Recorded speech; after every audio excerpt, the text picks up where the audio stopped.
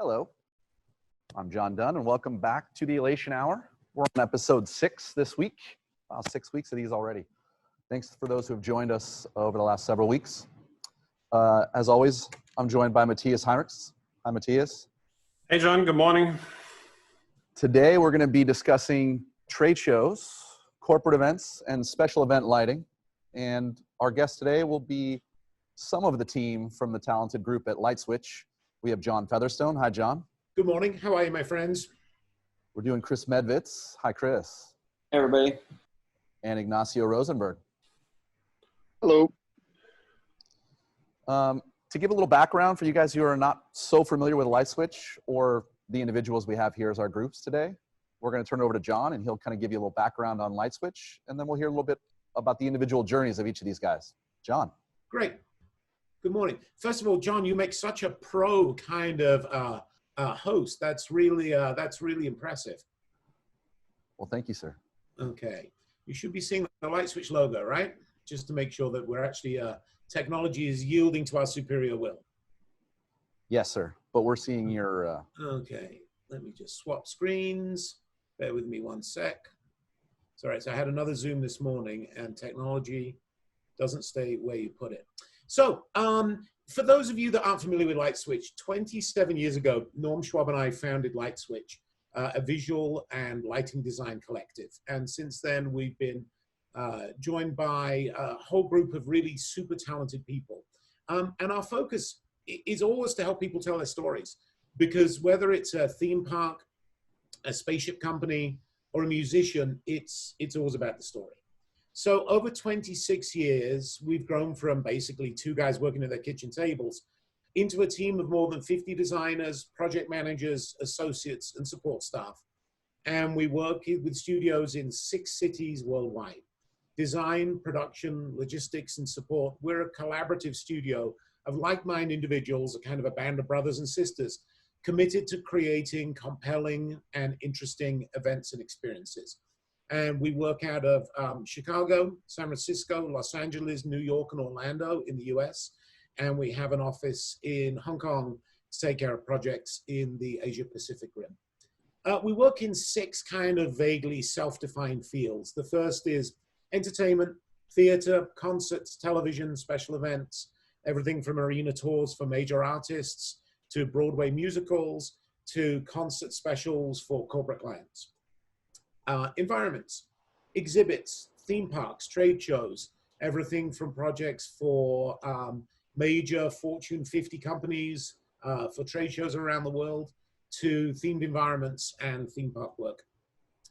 Events, corporate experiences, meetings, special events, celebrations, the sort of the unusual and the extravagant, but always the bespoke solution focused on helping our clients tell a differentiated story. Museums, really kind of loosely 2 buckets here. The first is permanent museum experiences, everything from the Kennedy Space Center to more traditional museum type environments. And the sort of ever-expanding market of traveling exhibits. You know, a lot of the museum model has broken down into this kind of notion of a touring exhibit. And everything from Tutankhamun and the Golden Kings to Numbers in Nature, a museum experience about the White House, and Treasures of the Vatican. And an architectural division, which focuses on lighting design for the built project, but with a theatrical flair. So high-end residential, projects like the Facebook campus on the West Coast and corporate headquarters, and a lot of hospitality work. Everything from Lucky Dragon, the restaurant Single Thread, the Hong Kong Jockey Club. But again, anything that has a differentiated and unique set of goals that the client is trying to execute in terms of the kind of environment that they're hoping to create. So that's a little bit of an overview of our company. If you want to take control back, John, I can send that back to you. Thank you, John. Thanks for the introduction about LightSwitch as a general statement. And we're going to dive in a little bit into the individuals that kind of make up this now 50 people that you guys have across the globe. Iggy, why don't you get us started on a little bit about yourself and how you got into this the lighting and world? Well, I like long walks on the beach, and I wish I could go to the beach, but we can't leave the house. So, I'm from Buenos Aires, Argentina. I was born and raised there. I moved to the U.S. in 2004. I started my high school did very big productions, which is very weird because we didn't have a drama department. We just did giant plays. We did Les Mis when we were in high school. Stuff that probably, children shouldn't be doing, but that's okay. Got interested in special effects and lighting and audio. Argentina doesn't have a giant, now they may, but when I was a kid, we didn't have a giant touring concert scene. So I ended up kind of going to sound because there was more gear, there was more knowledge, there were more sound companies. It was the closest I could get to anything to do with entertainment. I studied acoustics of all things, and ended up working in nightclubs. And that was kind of my last big thing in Argentina. Was a lot of nightclubs and raves and cream fields and staying up for a few days at a time. Moved to the U.S. to study. Kind of as a lark, I went to visit a friend of mine that I knew from online forums. So back when that was the only way we could all communicate. They worked at upstaging, and as I was there, I met John Featherstone, and he ended up offering me a job, and I graduated on a Friday, and I think I started working in Chicago on a Monday, which is a very odd change in temperatures, which I wasn't expecting. And then I toured for many years with them. I was very lucky. They put me some really, really big tours. Got to see the world. And then eventually at one point I kind of got a bit over the touring thing. I come from a business family. I started getting, I got bit by the business bug a bit more. I didn't have the need to get off the road, but that was the thing. But I took a few months off, and in the middle of that, kind of as some serendipity, John called me, and John and I had met, and we were friends. And what I thought was a chat about things in life ended up being me joining LightSwitch in Chicago, and here we are now. Amazing. So you kind of took the touring background through the theatrical side as a youngin. Yeah. Exactly. Nice. Chris, a little bit about you.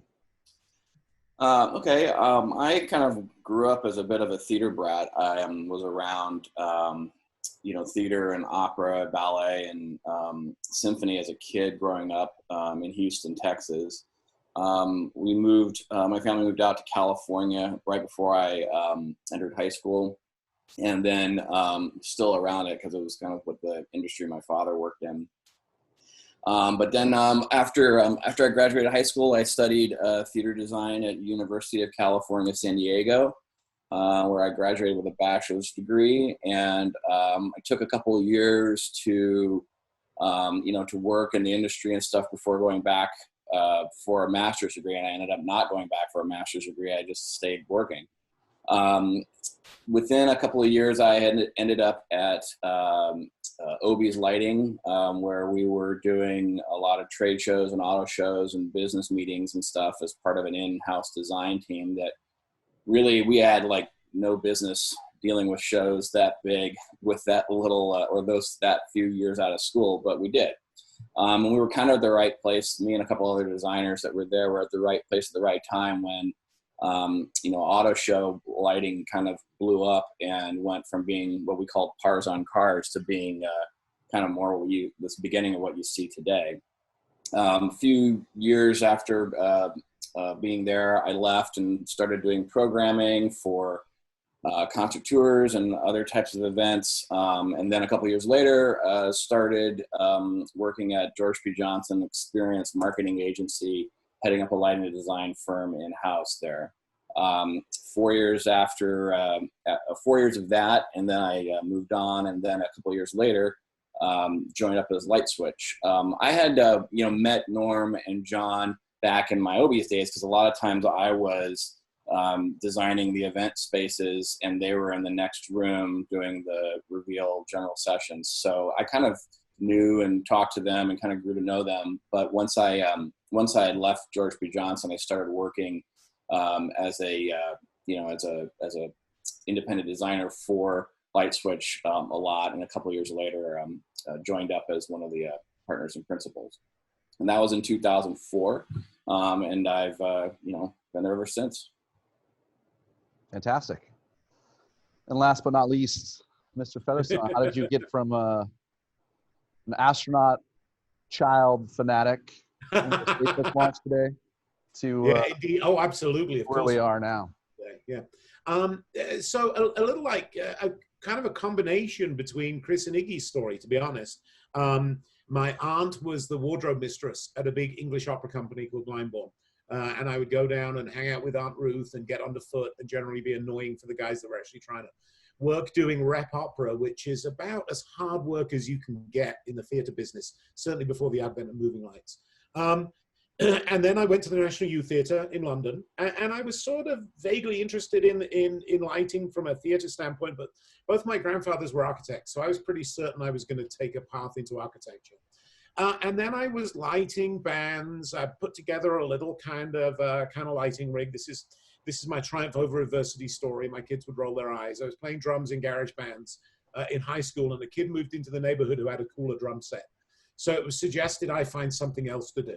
And I was like, but I'm a better drummer. And they were like, yeah, but look, he's got a gold Ludwig set. I was like, but I'm a better drummer. Gold Ludwig set. I was like, okay, all right, I'll sell my drums and buy some lights. And so I was lighting, garage bands, a lot of bands my friends were in. And then I encountered a bunch of lads from Manchester who had just formed an English band called the Smiths. And I was manifested the expression, it's better to be lucky than good. And I became fast friends with the guitarist, Johnny Marr. And it was sort of everybody in the back of a van stage. And then there's the Smiths' career took off at the tender age of initially 18, and then shortly thereafter, obviously, sequentially, 19. I found myself designing for the Smiths, doing sheds and sort of the amphitheater tour over here. Met upstaging, the Smiths imploded, went from band to band to band. I followed my friend Johnny from the Smiths to the Pretenders, and then In Excess, Janet Jackson, Duran Duran, the Cure, all under the auspices and the tutelage of Roy Bennett, from whom I earned a great deal. And whilst I was early in that arc, I met Norm. John Huddleston asked me to go out to San Francisco and work with this guy on this car show. And I'm like, what's a car show? He said, oh, it's just like a rock show, only there are cars instead of the musicians. I was like, oh, how hard can it be? Well, the answer is actually really hard. But so I met Norm, and for a long time, Norm kept saying to me, one day you're going to get tired of being on the road and we should start a company. And I was like, yeah, fine, whatever. And gallivanting around the world, met my wife, Kathy. She was a travel agent. This was back in the days when airlines gave a shit about travel agents. So she would travel with me and life was good. And then we had our first daughter, Haley. And then I was like, oh yeah, this touring thing. This is not good. I'm missing way too much important stuff.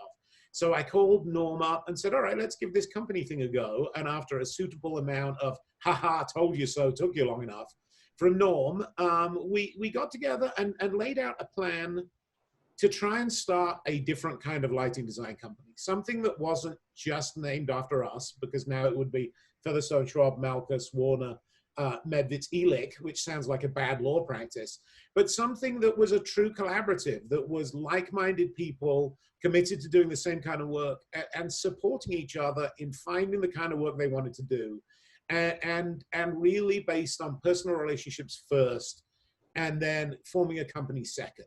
So 27-ish years later, we're still doing that. We're really lucky. I feel really lucky that every day, even in times like this, I get to work with and collaborate with my best friends and people that I really admire. My partners are 5 of the smartest people I've ever met in my life. It's slightly intimidating that I'm the only one of my 5 partners that doesn't have any kind of professional qualification to do what the heck I'm doing.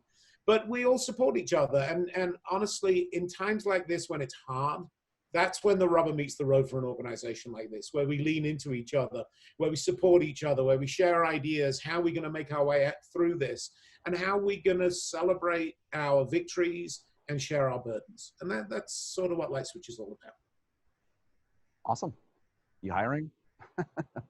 Not yet, but hopefully soon.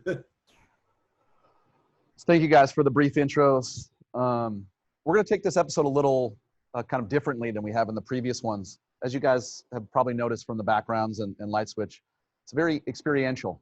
And we could have certainly called this episode experiential or lighting for experiential environments. Because there's so many different, applications and again, trade show booths versus corporate meetings and product launches. And then of course, special event scenarios. So what we're going to do is we're going to kind of visit with each, with Chris, Iggy, and John individually, and we'll get through some of these tools and techniques through a case study sort of application. So Chris, why don't you kick us off and give us some insight onto this trade show scenario? We are. Technology has yielded to your superior will, Mr. Medvitz. And you're seeing not my presenter screen, right? Correct. Fantastic. All right, so so I'm going to focus mostly on auto show lighting design, which is kind of, as I mentioned earlier, my kind of foray into non-theatrical design practice. A lot of the stuff that applies to auto show also applies to trade shows, because essentially they are big trade shows that are just more publicly focused. But I've certainly spent enough time doing them that I can sort of speak a bit to the nuances of this. So as John was saying, well, as both Johns were saying, there's a lot of move towards what is kind of being called experiential design now. Like I said before, when I started in auto shows, it was what we called cars on cars. An auto show booth was a big space with carpet, some crooked walls, a couple of turntables, and then basically an inventory of cars that you could walk around and look at. That, of course, is not the case anymore. This is a photo from the Subaru experience that was kind of in the midst of its run when this COVID lockdown pandemic thing happened. But this is actually in their auto show space.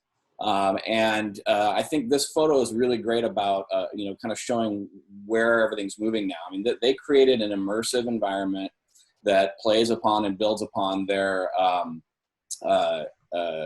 connection with the National Forestry Service, I guess it is, or the National Parks organizations.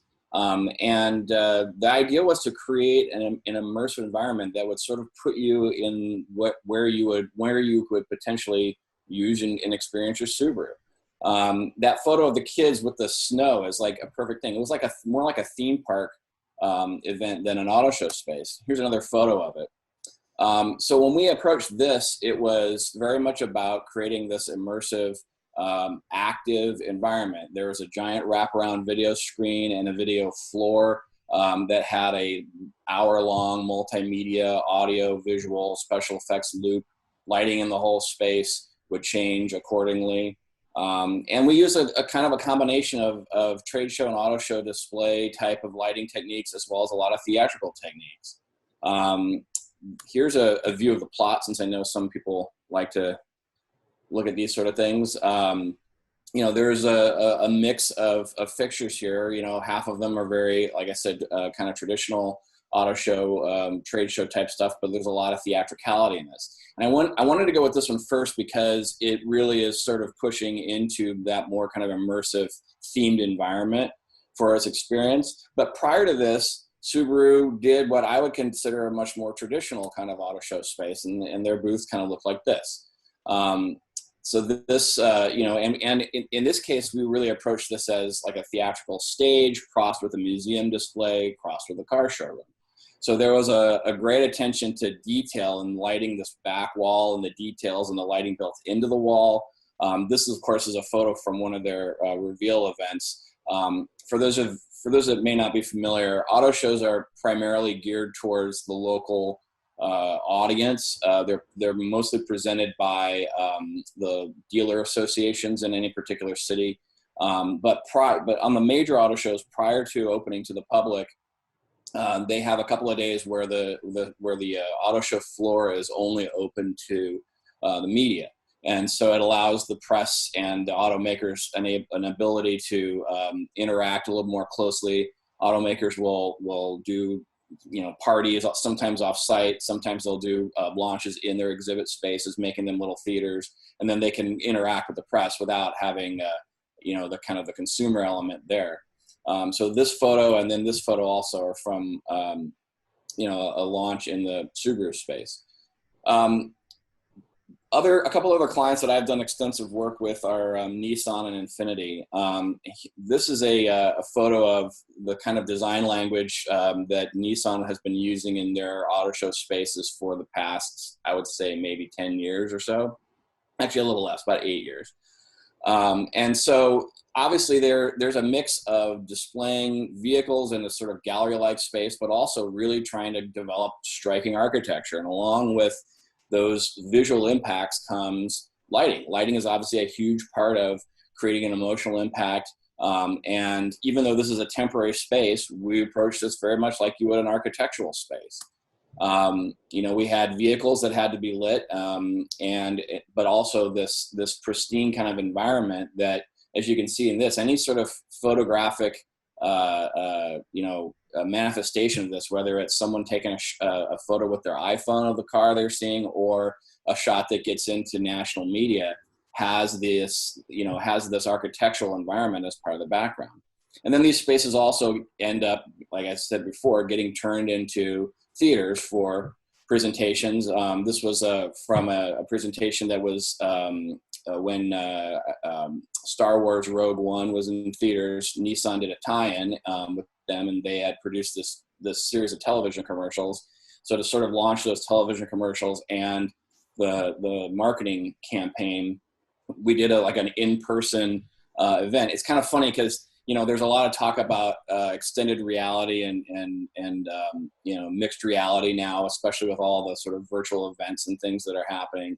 And this, even though this show was about 4 years ago, there was a certain amount of that was already taking place. The entire background of this event was a video wall, and they used footage from the commercials. And we didn't have the ability at the time to kind of real time generate all that like you would with Unreal Engine now. What we sort of did was reverse engineer the live experience in front of the background based off of the camera moves of the background. So the turntable with the car on it and the lighting in the room were coordinated and choreographed to match up with the camera angles in the background. So it was kind of a little bit of a preview of some of the stuff that's happening now. But then there's also other types of events that are off-site. This was an electric vehicle event that we did for Nissan a couple of years ago at a museum. And then this was another one that we did in a sort of warehouse space last year. And these are sort of private events that get sort of geared towards a selected audience, usually media or influencers, when car companies are going to launch events. Nissans are fairly middle of the road type of automaker. They have a broad consumer base, so we sort of see a variety of types of events for them. But then when we work with Infiniti, that's a luxury car manufacturer. They have a much narrower target for their market, and so they really try to focus on upscale environments to present their vehicles. And obviously, this one kind of feels more like a museum or maybe a really high-end retail kind of space.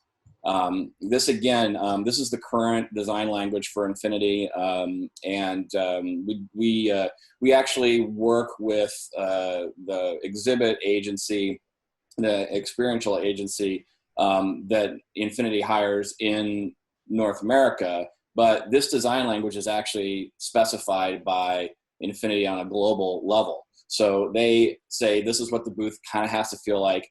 We have these sort of visual elements that want to be hanging above the space, and the lighting should feel and kind of look like this. They don't specify equipment or give us plots. They basically say this is the design language, and then it's our job to sort of adapt, translate, and expand that and make it feasible and workable within the North American market.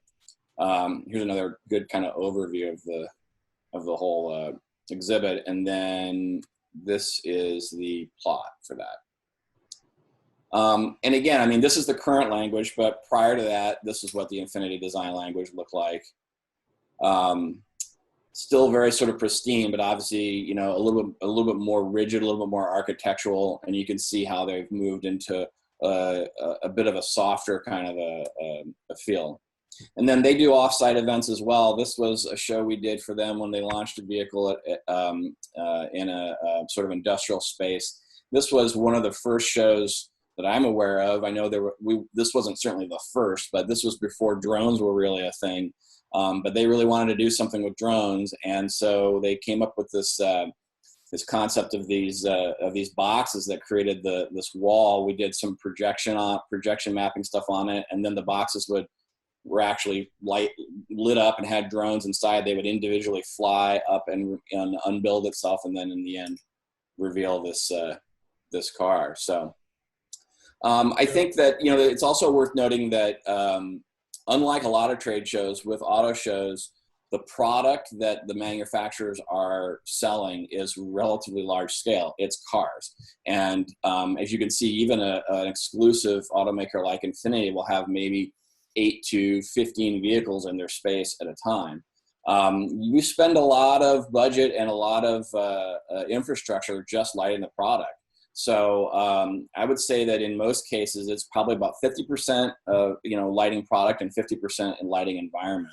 So the particular equipment, the particular instruments that we use to do that certainly are important, and there's a lot of attention based or focused on quality of light, color temperature of light, how much light, quantity of light on the vehicles themselves.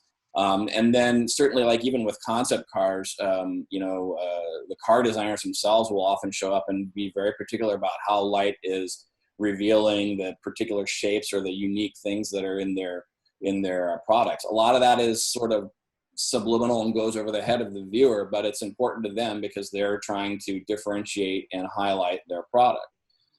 Certainly in the last 8 years, the advent of more cost-effective moving lights has really changed this industry a lot, because obviously before that existed, we would have to focus all these lights manually off of lifts after the cars were positioned. So fortunately, like the sort of all-night focus calls is kind of a thing of the past.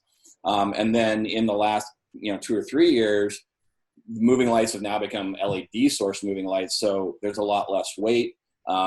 There's a lot more reliability, a lot more consistency and quality of light. And we really use that sort of ability to remote focus fixtures a lot. I mean, there's that, a lot of these exhibits, like that Infinity exhibit, I mean, a lot of that was just one cue in the end. Hundreds of lights, but everything's basically static. The only thing that was changing in the Infinity exhibit was, there was some color that would change on those fabric structures overhead. But other than that, it was really using a very high-tech system to do something very sort of static and architectural. So that seems to be the trend in the auto show industry. And I think that the technology advancing towards the use of more LED and automated fixtures and that being more cost effective is translating to other trade show industries as well. We certainly do a lot of that. I just didn't want to take up too much time talking about all of that today. So. Great.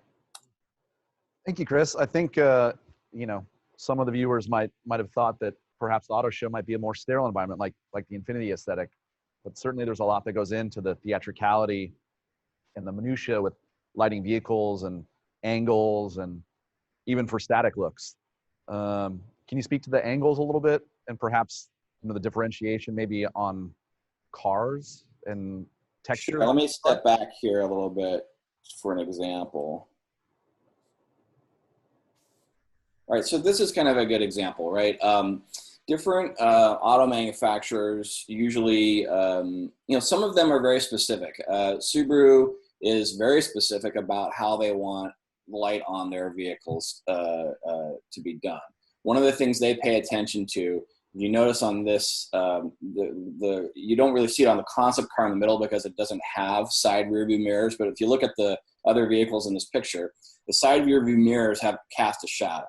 And so they, like Subaru is very particular about in what direction of light and the angle of light that you light their vehicles, because they don't want multiple shadows for their side mirrors. They don't want the side mirror shadow to streak across the side of the vehicle or anything like that. You can also sort of tell, and this is a good example because all the cars are the same color, that the sort of folds and shapes that are in the fender flares and in the tops of the doors and then the hoods and the body panels of the vehicle are an important design aesthetic.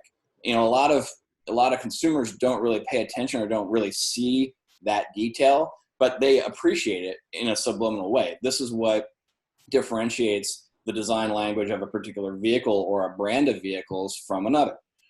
You can sort of see there are consistencies in all these Infiniti vehicles. The rear side window has a kind of a little curved cutout in it, and that is a consistent thing across all their product line. So those type of level of features are something that they're very attuned to as a manufacturer, trying to display their vehicles in the best way possible. So sometimes, like I said, Subaru is very specific. Infiniti and Nissan less so, but they are aware of it. So, we typically tend to try to light vehicles, a little bit steeper so that we get a little bit of a deeper shadow in those shapes on the body panels, but not so much that it's the lighting is from straight overhead. Some of the other manufacturers do like a very steep angle, like Audi and Volkswagen. They tend to light their vehicles a little bit steeper so that the shadows on the doors are deeper and more pronounced. There's an aggressive kind of look that presents that those brands like. But we try to work with each individual automotive manufacturer to find out what's important to them. The other thing worth noting is in this particular picture, the car in the center is a concept vehicle. And usually there's a lot more attention that's paid to concept vehicles by the public, certainly by the press, because the intent of them is to try to test. They're like the test market, right? They're like, we're trying out new looks, we're trying out new styles, we're trying out new things. And so there's a little bit more attention being paid to the design, the shape, the nuances, and the details of a concept vehicle, because it is a way to get feedback, but it's also a way to sort of project what the future design language of a particular product or product line or brand is going to be.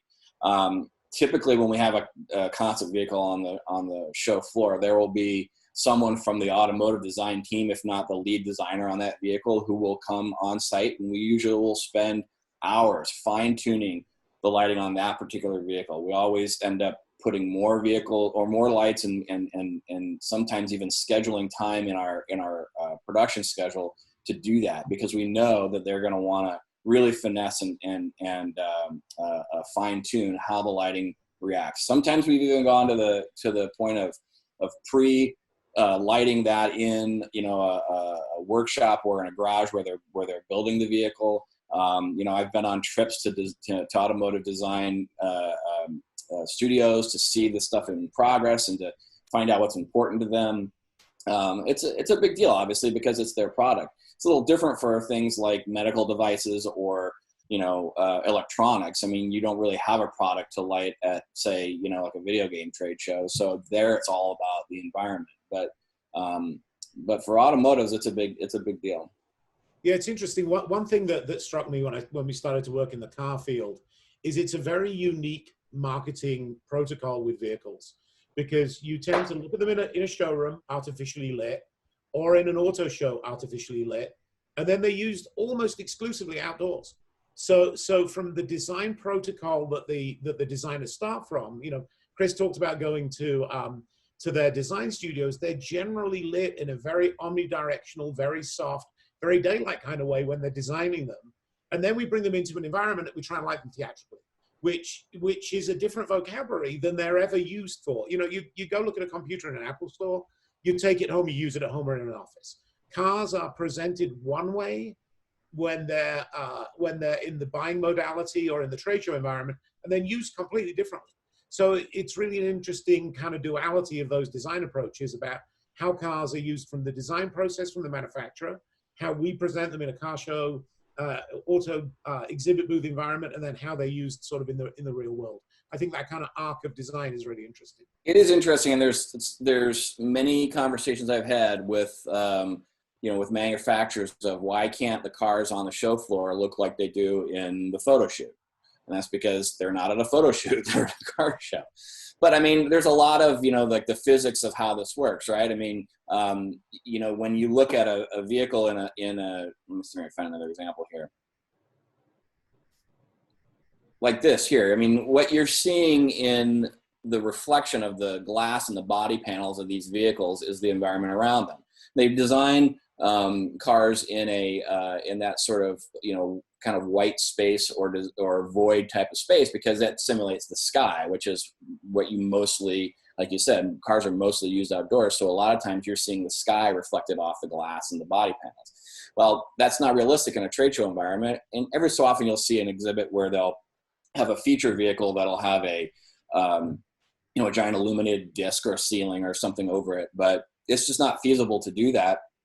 Nor does it really actually show the cars like jewels or like museum pieces, which is really what they usually want to have happen. I'm sorry, I'm jumping forward here, but going back to like the Infinity example, I mean, you can see here these overhead fabric structures get reflected in the body panels and the glass somewhat, but it certainly doesn't look like a sky. But if we had just a flat white surface above this entire thing, these cars would kind of look boring. They wouldn't look dramatic and they wouldn't sparkle the way they do. So there is this trade-off, and it's something that we end up dealing with a lot, and very rarely, even with those car designers that come out with the concept cars, very rarely do they understand why that is or isn't. And a lot of times we end up having to do elaborate sort of mock-ups, or a lot of times I'll get on the show floor after something's built and take video or photos and then do a little follow-up thing saying, see, this is why this worked, this is why this didn't, you should think about this, you should think about that.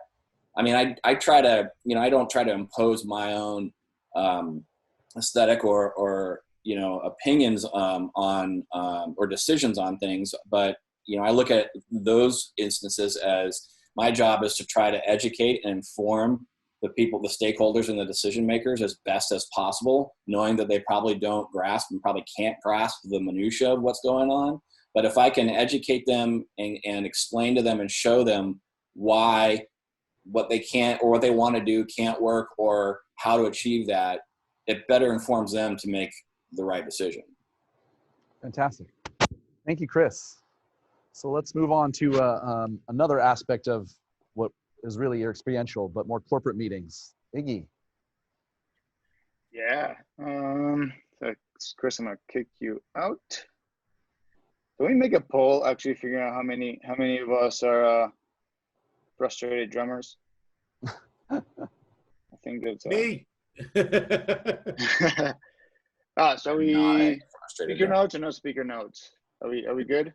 You're good. Perfect. So yeah, corporate events. There'll be some special event stuff sprinkled in there. I'm not going to do as much of a case study because obviously we do a lot of very different corporate events.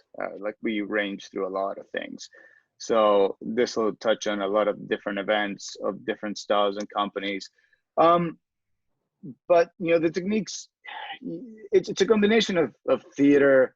I think at some point it was more theater based. Now I feel like it's going more and more of a rock and roll direction. There's been more tech. There's been a lot of usage of different spaces, from really low white ballrooms to arenas. We've done all kinds of, different events in different places. I do always start with the same three problems. And this is how I've defined design as the most elegant solution to a problem. And I always have the same three problems that I see. There's a creative problem, there's a budgetary problem, there's a physical problem. And I kind of have to balance those three in order to have a foundation for any show. Obviously there's a creative side of set, color, branding, lighting the stage, lighting the talent, lighting the audience, all that kind of stuff, which is super, of course, easily achievable if we have all the money in the world, which is never the case. So there's always a budgetary constraint. And then if you have those, if you just happen to have the client that has all the money in the world, there's always a physical thing. It doesn't matter how much gear I ordered and how cool the design is if it doesn't fit in the building or the weight can't support it. And that's where you start talking to other departments and other team members. But these three problems are a continuous balance, right? If I move one thing, if I remove a light, it'll be cheaper, but then I can't light the stage properly. So having a huge selection of tools as we do now is a great asset because it helps us balance those three things. I think we have an incredible arsenal nowadays to achieve those. And a big thing is, every other department is going through the same issues. The sound guys have the same issues. The video guys have the same problems, and you have to balance your three problems, knowing that they're balancing their three problems. And this is continuous rotation of things until you get on site and realize that everything's wrong. But somebody once told me that we're lighting a show, we're not doing a lighting show. And that's something that I always have to keep in the forefront. It's not really about us. It's about the intersection of us with every other department, all seen through the eyes of a producer and an exec or a group of execs. And a big part of where my design intent starts is, what is a company like? Is it are they throwing a party? We do shows for TGF Fridays, and they're a giant party. It's a world bartending competition. And then we do shows for investment companies, which are incredibly sophisticated and want to look like a wood paneled meeting room. So, of course, design with an intent. Coming to that, a lot of it is talking about the design early and thoroughly. Ask for renders, ask for revisions. There's a lot of design by committee out there, and there's a lot of people involved, and things will change. Get a Dropbox link, but ask, because ask all the time. Things change and nobody says anything about it. Producers and set designers have their vision that also needs to be executed. And people make revisions that don't say anything. Design is a collaborative element. Talking to other departments and talking to other members of the design team is key. You can't just dedicate yourself to, we're just going to do the lighting and then everybody has to build around us. But incorporate that is very important, because you have members like the technical directors, and they're the other half of the process along with your crew. There's our technical director, Christos, down there in the middle of a rainstorm in a tent. And then up in the top right corner, we have Lacey, who was so good, he got a fruit basket. But you have to, this is the part where the physical process works, and it's irresponsible to not think about this. What you do has to work in a set environment. It has to be built. It has to fit. Coming from rock and roll, I like my rigs to go up fast. I like things to be in pre-rig truss, and sometimes it's not possible, and sometimes it is.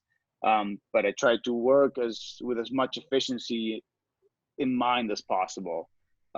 Take care of your team. Talk to your master electrician. Those guys will save your bacon. Those guys are the ones doing the really long hours, setting everything. And while you're sitting in a console going like, that light broke, he's the guy that's gonna have to go up and change it. That's what we give Lacey fruit baskets. You gotta be very careful of what you're protecting in a show. You have the producer's vision. You have brand images, which are very important in these kind of shows. You have brand guidelines and color guidelines. If you're going to do a gobo of a logo, can you take the trademark out or not? Make sure that you go up the right chains. We have a company where we had this awesome idea of doing this corridor of logos on the floor, but they would not allow their logo to be stepped on, even though it was just projected on light. So there's a lot of questions that come up of, how do we treat your brand guideline? How's the speaker comfort? A lot of these guys are very experienced. A lot of these people are very used to going out on stage, and some are not. Some want to see the audience. Some definitely do not want to see the audience because they get panicked. Be very careful about, everything we do nowadays, we light for cameras, and they may come out and go like, that's too bright, that's in my eyes, and you'll have to start doing things that are very odd, but that's how they feel comfortable. And in the end, the show is for them. They're the ones presenting, and maybe you find a middle ground. And then obviously there's talent needs. There's dancers, there's orchestras, they have writers, they need flexible rigs. So those things are some things you really have to keep in mind and protect as part of the design in general. Branding and cultural references are important. Their colors, very much like Chris said with the cars, they're very protective of their brand. They're very protective of their logos, their colorways, how, either external clients or internal members of the company see their firm. If they're releasing new logos, you have to be very protective of not letting that slip out. But there are things to be very in charge. They're giving you the stack of papers going like, we're giving you a brand, so please take care of it. And that's has to be sort of a primordial thing. Very much like any other show, I start by lighting the stage first. Light the talent, light the CEO, have flexible things, have front light, have backlight. A lot of the tools nowadays allow us to do this in a great manner. Like back in the day, it was Source 4s and Lead 201, and now we have all this arsenal of lights that we can pick from. That gets us there at different price points with different needs.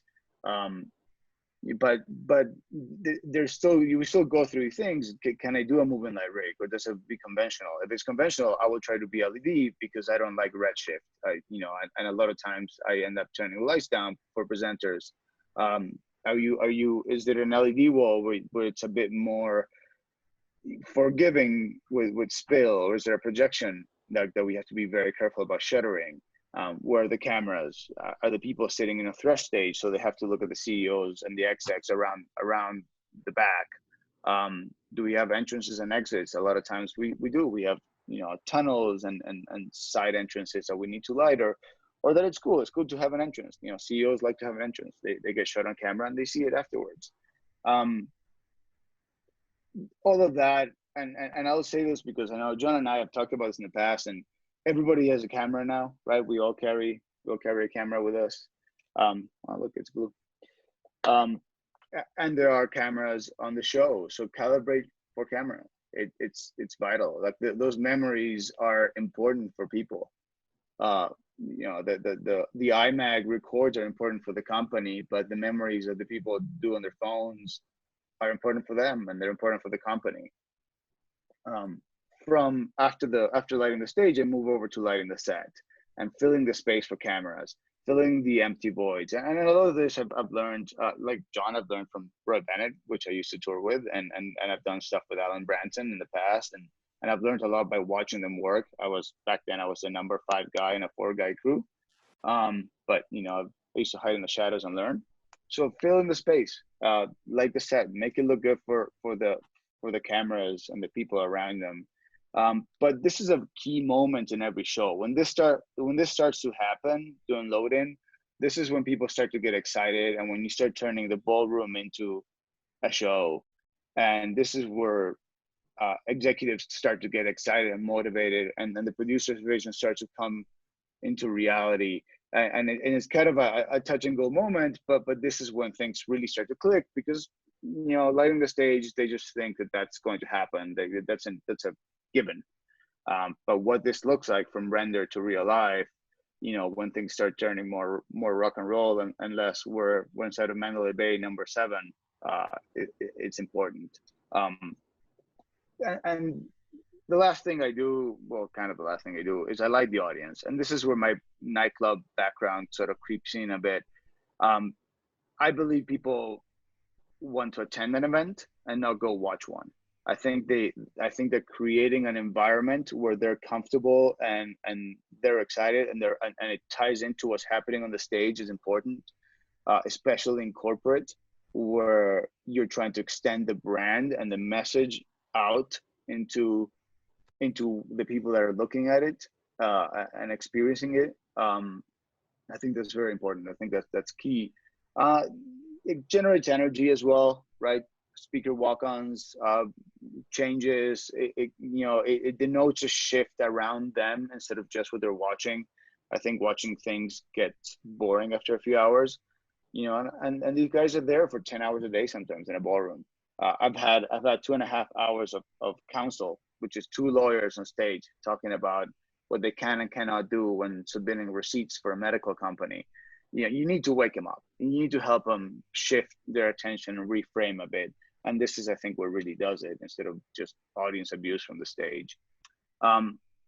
Again, tons of cool gear for this. Like, things have gotten so good that nowadays we really don't need to do a lot of conventional. We still do LED pars, but again, it's important that we light for camera. It's important that back camera shot is the same color temperature as the stage, so the video guys don't go crazy in the back. I still do a lot of hybrids for backlight. I try to avoid the shot towards the audience to end up in a black void. So I'll try and put stuff in the back to break that down. Instead of we're in a giant warehouse, it delineates the audience a bit. The other thing is there's always a shot you don't know. There's always an audience shot. There's always a marching band for some reason. I don't know where they find them, but there's always a marching band in every show, even when there wasn't. There's always someone walking down the audience. There's always a back shot. There's always audience pickups. A lot of keynote speakers think they're unique in asking for a house light moment. And, they're not, because we do them 28 times a year. But some want to see the audience. There's always an audience Q&A where you have to swing a light around to a microphone or 2 or 3 or 4. And the other thing is, again, John routinely says that we make memories and video makes evidence. For the company, these events are important. They'll have photographers going around and they'll want to take shots of the audience in the show. We are protecting the story that the company's in that particular moment. And they want to see those photos and they want to see their employees having fun or engaged or doing whatever it is they're doing.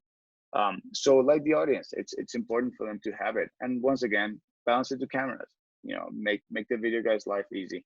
I know that we sometimes give them a hard time, but and the last thing is take care of the talent. We do stuff with dancers, we do stuff with aerialists, we do stuff with orchestras like Hans Zimmer, and apparently a man in a spacesuit in a column of smoke. But they have very short turnarounds to get their show on the road. They may or may not have very specific needs. Aerialists have specific things of how you can ride them so they don't fall off their hoops. Bands are a bit, they may have a guest LD or they may not. They may get call outs. I've had guys hiding behind and underneath the projection screen. Try and light a band that's underneath the projection screen. That every halfway through a show, somebody goes, and now give it up for the band. So like have stuff on handles. That's another big thing. Have video cues and audience lights. Have things on handles. This is as much as it's a scripted show, they never are. There's always a lot of unexpected stuff. And the last thing I want to say is that design doesn't really stop when the rig is up and running. Throughout the show, communication with the show colors and the producers, it's almost like a work in process up to loadout. Things change. People ask things at the last minute. We've had presentations change while the guy was giving a presentation on the stage, which is crazy. I've had we have a guest presenter that went to take a nap 15 minutes before his presentation and never showed up. So we had to change the entire order of the show as we were doing the show. Just like rock and roll, be ready for the unexpected. Be ready to switch at the last minute.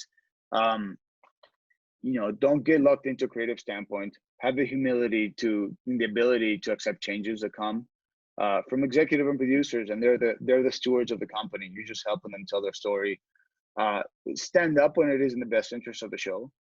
When you have an idea that may work better, when you know that there's a different solution, don't be afraid to propose them.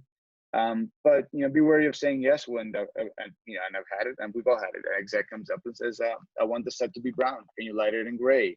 That be very careful of saying that. But yeah, it's a continuous evolving show all the way to the end of the production, and we're there to steward and to help guide, you know, what these people want to say and what they want to present, and be very careful what their brand is saying. And that's how we end up. And that's all I have. That's our techniques for a corporate show. Thank you so much, Iggy. And as you guys that are watching the clock, we're obviously having a lot of information shared. So we're not going to rush this, and we're going to, you know, give this a little bit extra time to go through with Mr. Featherstone and open up some discussions afterwards. So John, I'll turn it over to you to. Okay, yeah, I turn into the director's cut here, I guess. I'm the extended version. So Iggy, I'm going to kick you out, and I'm going to share the screen. And Iggy, it seems like we have not just drummers, but some frustrated musicians as a general statement who have all joined the industry. Okay, you should be seeing my screen with the LightSwitch and the Elation logo, because after all, we have to make sure Mr. Loder's happy. So I'm going to talk a little bit about our garden light experience. And this has been really exciting development for us over the last 10 years. One of the things that is rare for us is to find a totally different kind of genre, if you will, for our work. Even though we've worked with a number of gardens, they all have some commonalities. A couple of commonalities are that we're very used to, as designers, lighting a thing, an object, a shiny, aspirational thing, a car, a computer, a rock star, a presenter. When we're working in these garden projects, we have the luxury of lighting an environment and lighting the space itself. As my daughter Haley says, I mean, how great is it? You basically get to light a tree museum. So these conversations started with the Morton Arboretum, which I'll come to in a minute. But from a design process standpoint, they have the luxury for us of being able to really focus on creating something that's defined and something that's very specific. We work on a number of these projects throughout the country. What is interesting about them is the opportunities to make them as distinctive and unique as the facilities in which they operate. Chris designs a project for Descanso Gardens in Los Angeles, which is as different from the project I designed for the Morton Arboretum in Chicago as the two topographies and flora and fauna are in those two spaces. One thing before I launch into a little more detail is we're very excited about these projects, especially in these difficult times, because they are by their very nature outside projects. They lend themselves to opportunities to do physically distanced experiences that will enable these to be, we hope and believe, some of the first projects to come back. And certainly, I'm sure a lot of people on this call are interested in, how do I get back to work? Where's the next opportunity to practice my craft? And frankly, where can I make a difference? And I think no matter what the scale, whether they're a huge, you know, multi-tens of acre experience like Descanso Gardens or illumination at the Morton Arboretum, or working with your local municipality to light 10 trees in the town square. These opportunities to spread color and light and life in this time where everybody has been so sheltered in place are going to be really important. And goodness knows by the holidays, we're all going to be ready to celebrate a little bit, and we're all going to be ready to share, even if we're sharing in a physically distanced way. So to come back to where this all started for us, 10 years ago, we started dialogue with the Morton Arboretum, who were looking for opportunities to expand their reach in the Chicagoland area. The Morton Arboretum was founded by Joy Morton, who was the founder of Morton Salt, for those of you who are familiar with that company. And basically, it's a beautiful 1,700 acre wooded enclave right in the middle of the west suburbs of Chicago. So it's really prime real estate. And apparently, very regularly, they have developers come in and go, can we just buy 5 acres? Can we just buy 10? But they're protected by their charter to keep this land. So they were talking about all kinds of things. We approached them and said, why didn't you consider doing an evening experience? And they were like, well, we're not open in the evening, to which our response was, well, you could be. And they said, but it's dark in the evening. And we went, you have found the crazy genius in our plan that we do our best work when it's dark. So what we wanted to do is we looked at the market around Chicago, and there were tons of what we call lights on bed frames. You know, the kind of Santa outlined with a rope light and Christmas cheer and that kind of stuff. All great, fits a great place in the market, but to us, less distinctive and less bespoke. So for the Morton Arboretum, we fashioned an experience which is theatrical, immersive, interactive, and distinctive, and really focuses on making the trees the heroes. They're not just an armature to hold up twinkle lights. They are literally the stars of our show. So we're just in design development for our 8th year, but to look at the 7th year in a row, we transform about, it's about a 2-mile long trail and touches about 50 acres of trees, which are animated with, you know, dynamic interactive vignettes of light and sound. And it's conceived, created, designed, and executed by LightSwitch, supported by our friends at ILC, with fabulous audio design by Kelly Epperson from Easy Live Audio. So we try to create environments which acknowledge different moods and different tonalities. So sometimes the experience is contemplative and thoughtful. This is an area we call Poetry Walk, where we transform a roadway just using simple gobos into an immersive poetry experience. So it's kind of like a walk through poetry. Sometimes people want things that are celebratory and colorful, full of dynamic, rich holiday season colors. And again, we try to welcome all faiths, all beliefs, and all attitudes to the holiday season to these. So sometimes it feels colorful and dynamic. Sometimes it recognizes the color palettes of Hanukkah. Sometimes it's red and green for Christmas, but we try and include all of that. So we also try and make it always surprising and full of the unexpected. We work closely with a strategic partner of ours, a design studio from Oakland called Hibikozo, that create these magnificent laser cut metal sculptures. The piece on the left, you don't really have a ton of idea of scale, but that's about 15 feet high. So they create these large pieces which give a lot of presence and a different kind of vocabulary. So we set up these deliberate juxtapositions between a man-made piece of sculpture and the natural environment. So we explore that boundary between the two. Also, some things are really simple. It can be as simple as those multi-point of light laser projectors, which we use effectively in all of these displays.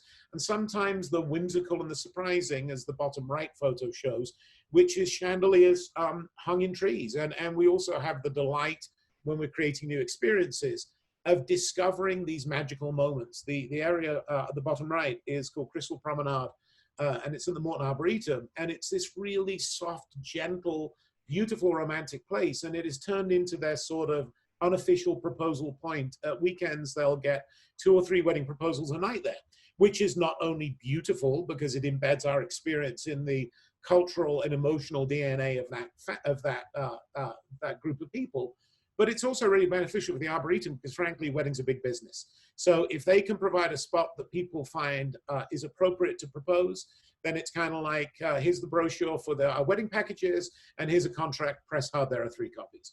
It's not quite that crass, but it certainly has a great through line. We also explore unusual ways to light objects, including projection mapping on trees. Our philosophy, obviously, as lighting and visual designers, is that the only difference between a lighting fixture and a video projector is the number of pixels it emanates. So we find trees a really interesting and fascinating surface for unusual and dynamic projection mapping. From a strategic standpoint, early in the experience, the only technology that was available to us was, in terms of moving lights, was fixtures in domes.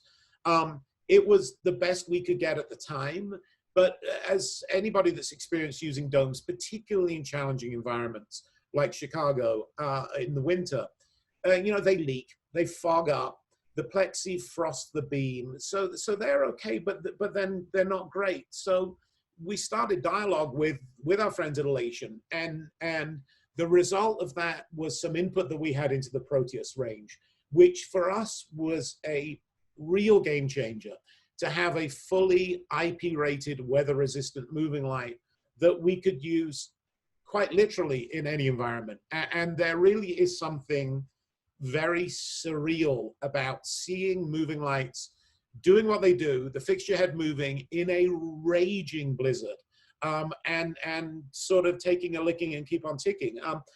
We feel very strongly and passionately at LightSwitch about our relationship with our manufacturer partners, that we believe there's a strong symbiosis, that we can't do what we do without you guys doing what you do at Elation, and Roby and Harman, Martin, and our other partners as well.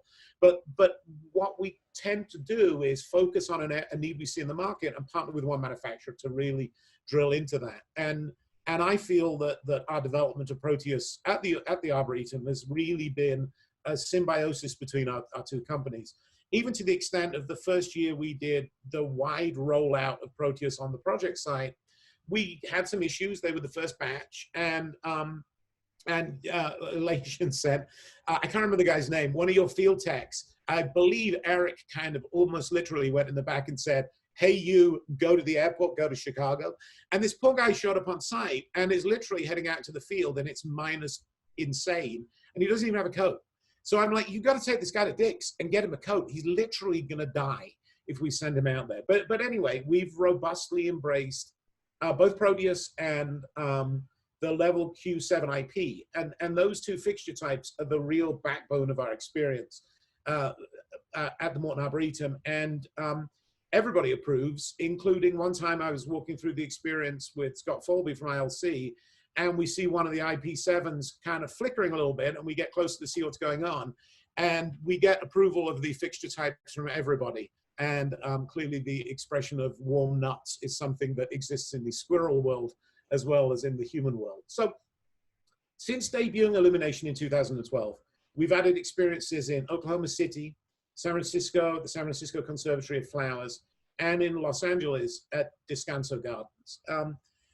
In contrast to the way that Illumination works, I want to just take a look at Myriad Gardens in Oklahoma City, because it's an interesting juxtaposition of the internal and the external, because it's basically a giant glass tube. The project exists inside this indoor garden, so we have an opportunity to light both the interior environment in a very controlled way and also use the glass dome itself as a surface to project gobos and light and texture from a sort of bipolar nature. 1 degree is obviously the way that you would enjoy that light filtering through the glass from inside, but also turning it into a branding and immersive experience, which becomes part of the urban architecture of Oklahoma City in the winter months while the experience is open. The dome itself is, I mean, the tube itself is a big part of the visual aesthetic of downtown Oklahoma City.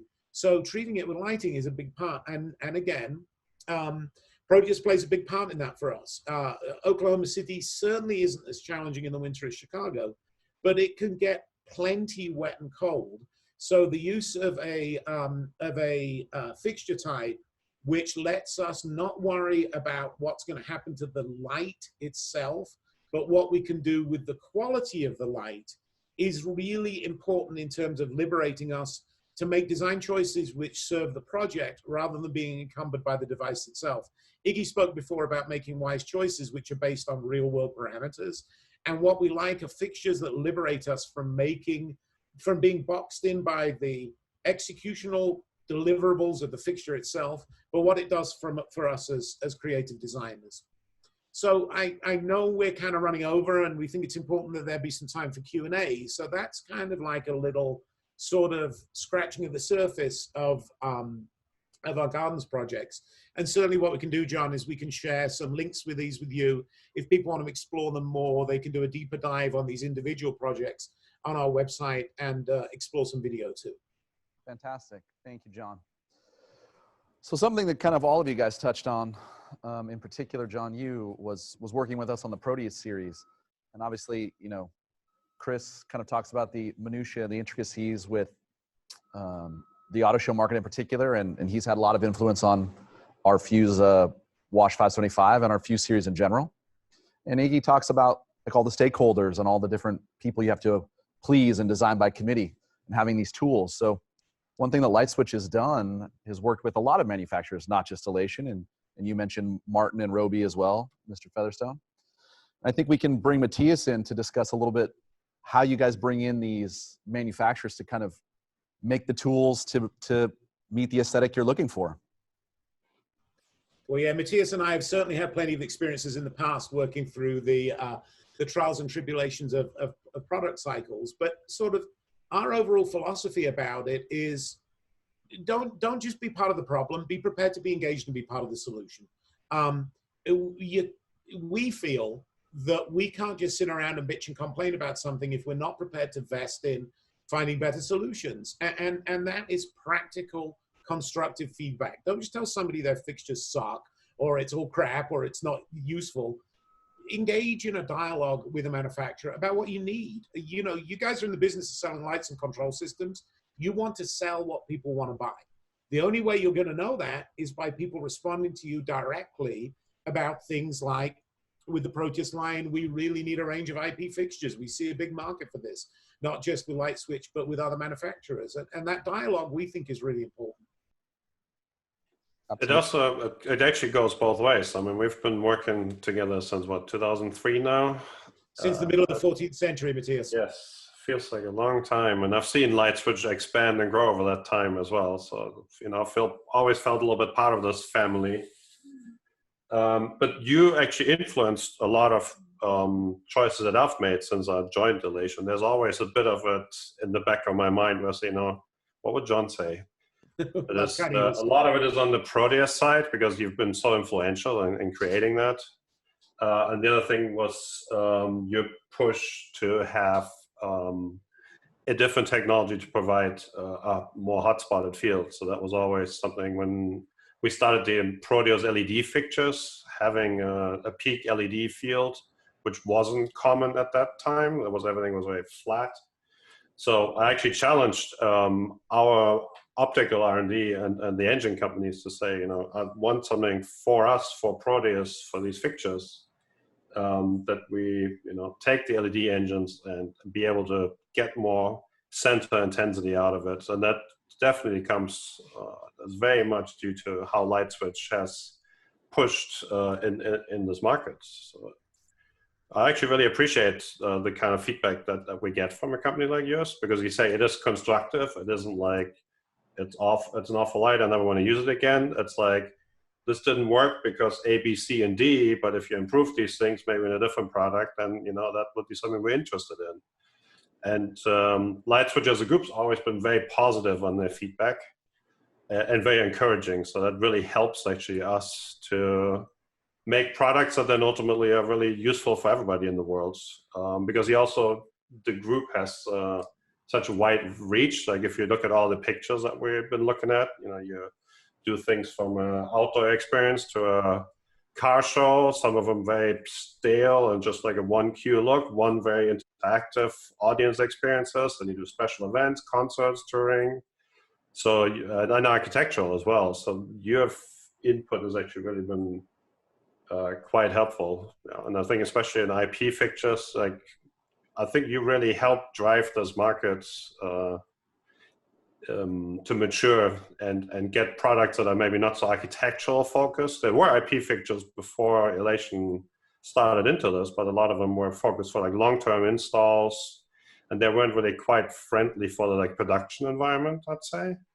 So with the evolution of the Proteus line, and which started actually, Proteus originally was just this one fixture, and now we actually took this as a branding actually and make all our outdoor IP moving heads are part of the Proteus family. Now we expanded that. You know, we started with that hybrid, which you know, it's a great fixture for outdoor, for beamage, and to project some to light an environment. But you know, now we expanded that. As the LEDs got more mature and more powerful, we're actually able to do like full-on production fixtures, fully sealed, in different, you know, power classes. So it's really quite amazing how much this has evolved just maybe over the last 3-4 years. Actually, it's been quite an interesting journey, and for me personally as well. So I moved here to Elation and could bring a lot of what we worked on before. Like it helped me also to understand better your needs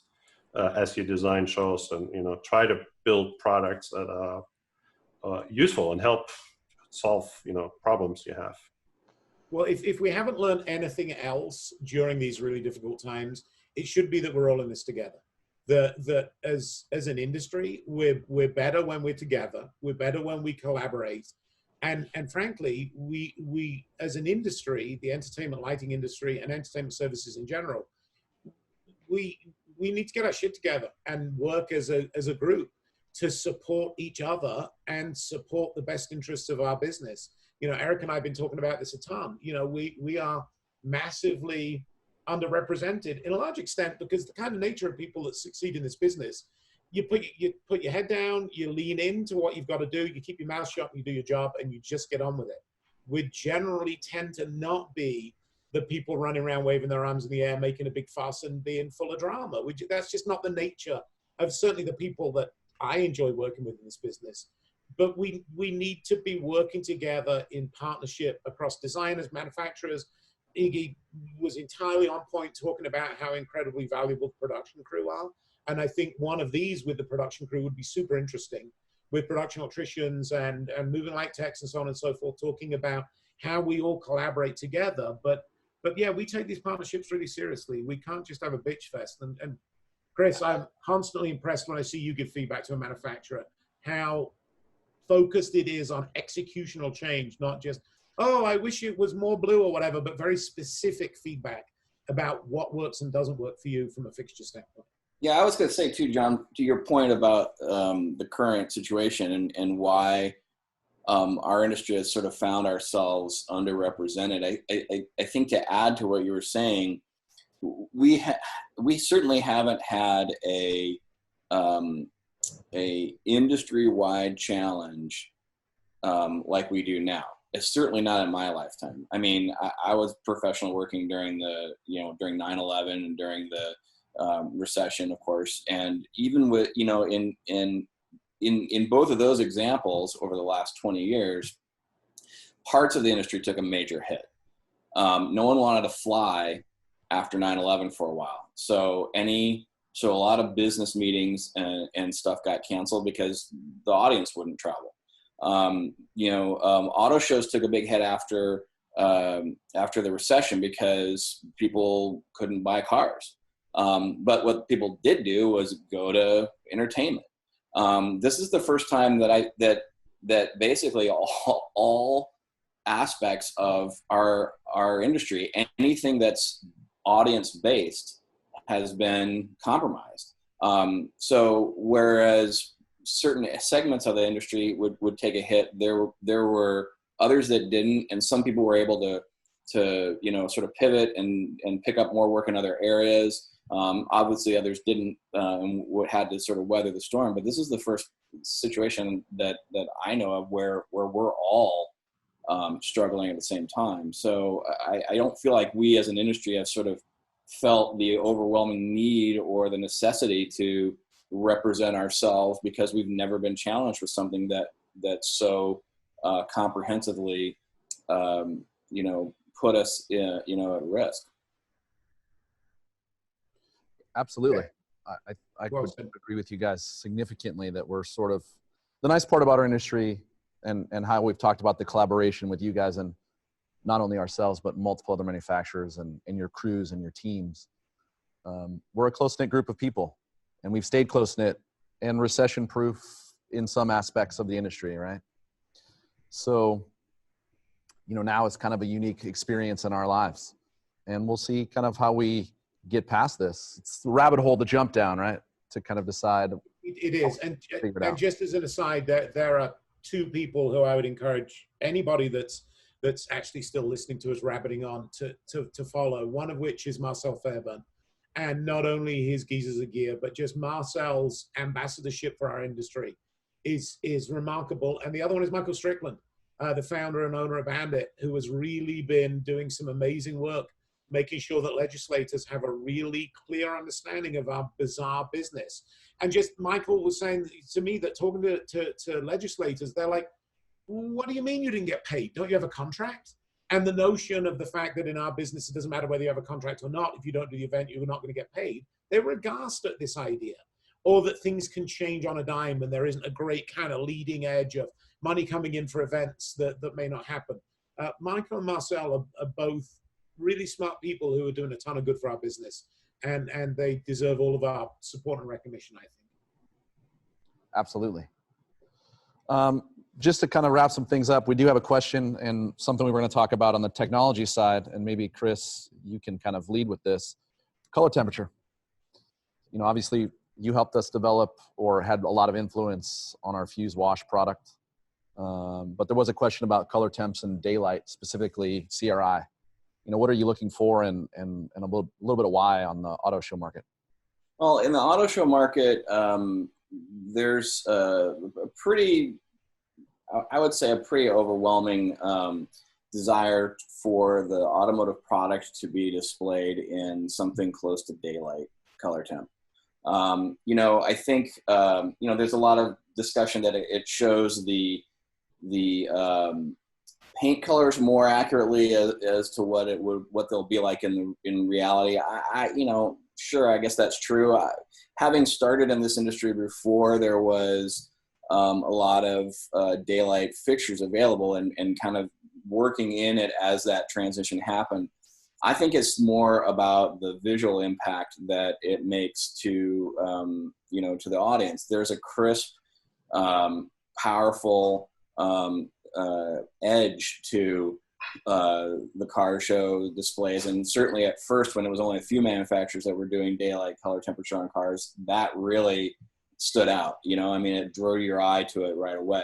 Now that it's kind of across the board, it's less of a contrast thing, but I think your point about CRI, I actually think that even with LED fixtures we have now, which are great, I don't know that there's any fixture that really has the same kind of broad spectrum, high CRI that you see with sunlight.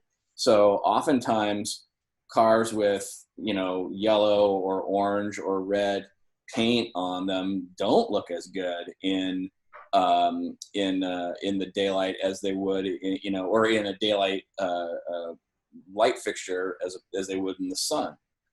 Some manufacturers like Subaru, sometimes when they have concept vehicles that have that paint color, will actually hang a separate set of lights. So we'll have a set of daylight fixtures, and then we'll have a set of like tungsten fixtures or color changeable fixtures, so that if it's a red car, we can make that red a little bit more vibrant.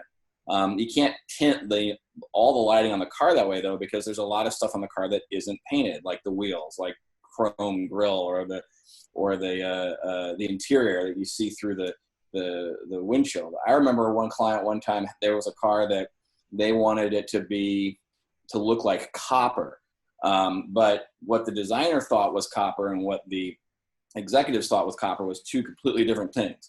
And so what we ended up with this challenge and this fight on the show floor of like, well, how orange do you make the lights? And neither of them, what one party thought was good and what the other party thought was good, in my opinion, neither of them were good. And it made the whole car look like a pumpkin. But I think that CRI goes to that. So it does become important.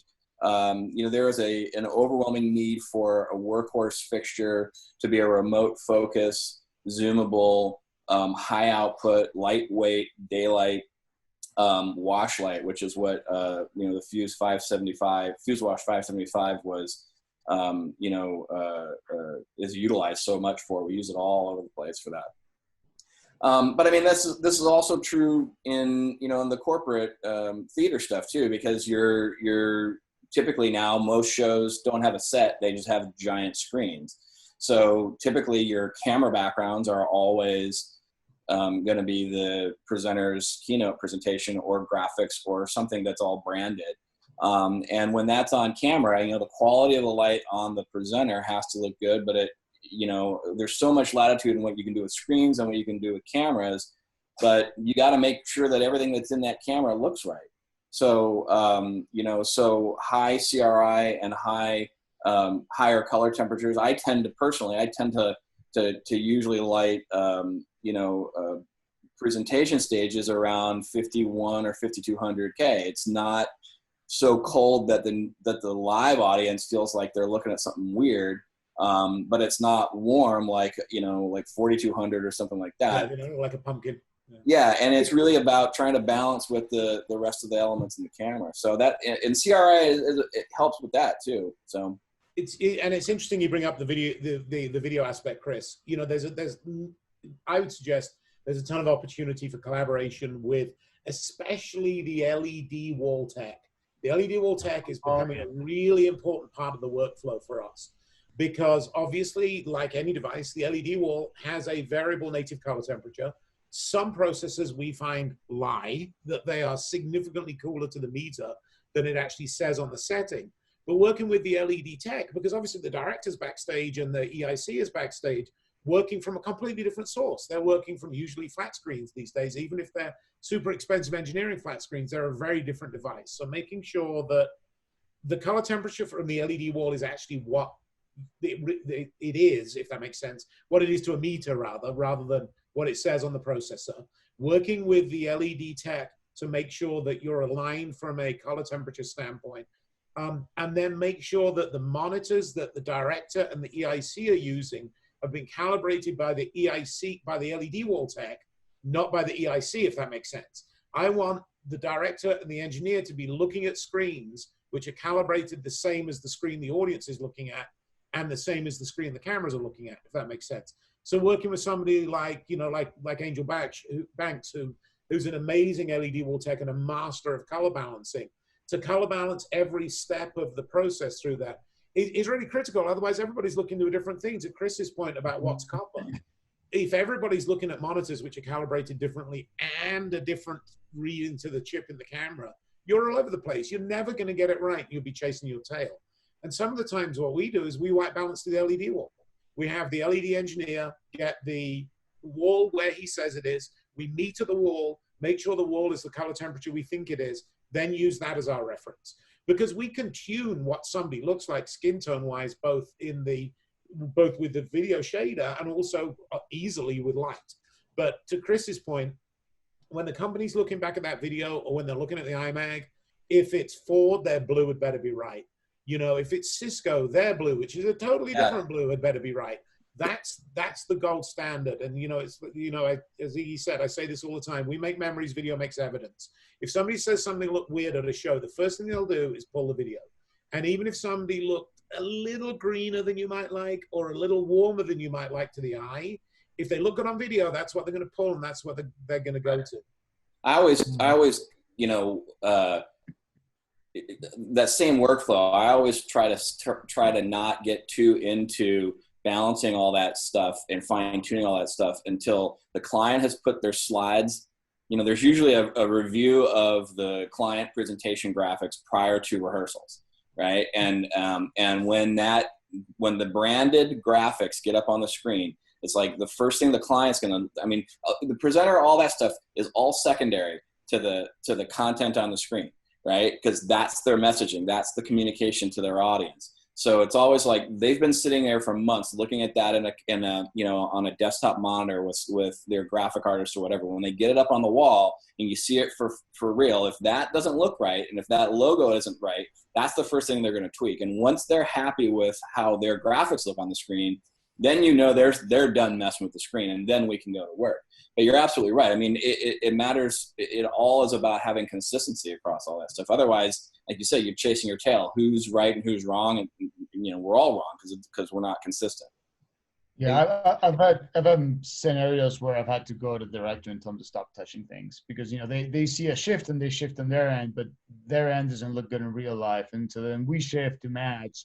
You know, and the screen we have says one thing, but what they say is different, and what the IMAX screen says is another. So our point is, like, instead of you doing a thing in the back and not talking to us, like, let's all get together and have a talk, take a photo maybe, and come back to a middle ground. Because, you know, we've had that with people just, you know, touching the Delta UV handle and just making everyone look magenta. And for them in the back, it looks great, but there's also more eyes. There's cell phones and there's people and there's different screens. But yeah, just balance to a combination of sources and a combination of eyeballs is always a challenge. Great. Well, for the interest of time, we're going to wrap this up. Thank you guys so very much. Thank you, Chris. Thank you, Iggy. Thank you, John. Matthias, of course, thank you very much. It's John and Matthias, it's really nice to see your faces, my friends. You know, these are weird times where checking in with our friends and colleagues is super important. Ditto. So as you guys could tell, there's a lot of information here. We'll be posting this recorded webinar or episode 6. Please make sure you review. There's definitely a lot of info from all three of these gentlemen. Join us next week as we check in with Travis Shirley, Sooner, and Corey Fitzgerald about concert lighting. I love all those people. Next week. Bye, everybody. Thanks.